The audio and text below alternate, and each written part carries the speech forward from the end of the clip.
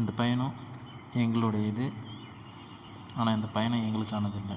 இந்த உலகத்தில் வாழுற எல்லா உயிர்களுக்கும் பொதுவான ஒரு போராட்டம் இருக்குமான்னு கேட்டால் அது உணவுக்காக தான் கண்டிப்பாக இருக்கும்.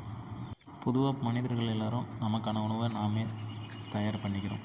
ஆனால் இந்த காடுகளில் இருக்கக்கூடிய அல்லது காடுகளை சார்ந்து வாழக்கூடிய உயிரினங்களுக்கு உணவுன்றது பெரிய பற்றாக்குறையாக தான் இருக்குது.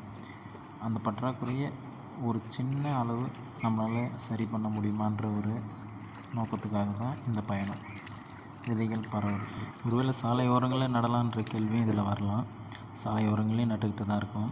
ஆனால் ஒரு காட்டுடைய வளம்ன்றது நம்ம ஒவ்வொரு நாட்டுக்கும் முக்கியமான ஒரு விஷயம். ஏன்னா காடு எந்தளவுக்கு ஒரு வளத்தை அடைஞ்சிருக்கோ அந்த அளவுக்கு தான் அந்த நாடும் வளமாக வரும். இங்கே இயற்கை சூழலும் சுத்தமான காற்றும் நமக்கு கிடைக்கலன்னா நம்ம இங்கே உயிர் வாழவே முடியாது.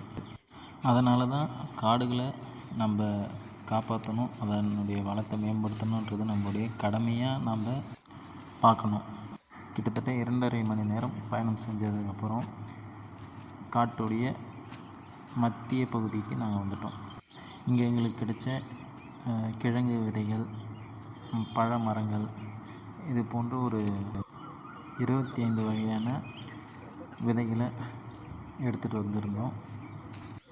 இதே இந்த காட்டுடைய மத்திய பகுதியில் போகக்கூடிய ஒரு ஆற்றுப்படுகையில் நாங்கள் நடவு செய்கிறோம். இதை ஏன் இந்த நதி பகுதியில் நாங்கள் செய்கிறோன்னா, மழை இல்லாத காலங்களில் ஈரப்பதத்தை இந்த விதைகள் எடுத்துக்கிட்டு கொஞ்சம் கொஞ்சமாக வளர ஆரம்பிச்சிடும்.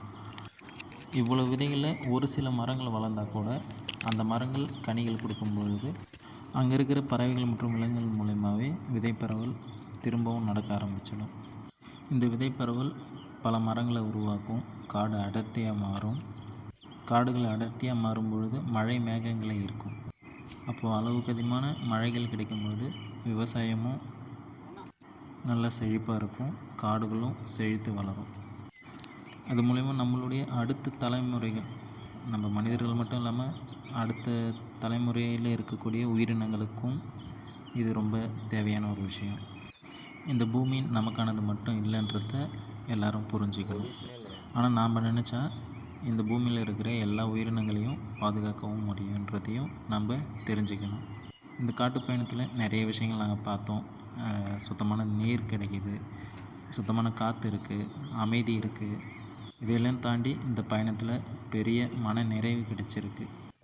இது போன்ற பயணங்களை நாங்கள் தொடர்ந்து செஞ்சுக்கிட்டு தான் இருப்போம். விருப்பம் இருக்கிற நண்பர்கள் எங்களோடு சேர்ந்து பயணிக்கலாம். முக்கியமாக உங்களுக்கு வாய்ப்பு கிடைக்கும்போது ஒரு மரத்தை நட்டு விடுங்க. அது நம்ம சுற்றுச்சூழலை பாதுகாக்கிறதுக்கு ரொம்ப உதவியாக இருக்கும். அதனால் எண்ணிலடங்கா உயிரினங்கள் கண்டிப்பாக பயன்பெறும். இது போன்ற பயணத்துக்கு விதைகளும் மரக்கன்றுகளும் எங்களுக்கு கண்டிப்பாக தேவைப்படும். விருப்பம் உள்ள நண்பர்கள் கண்டிப்பாக கொடுக்கலாம். மீண்டும் சந்திப்போம். நன்றி.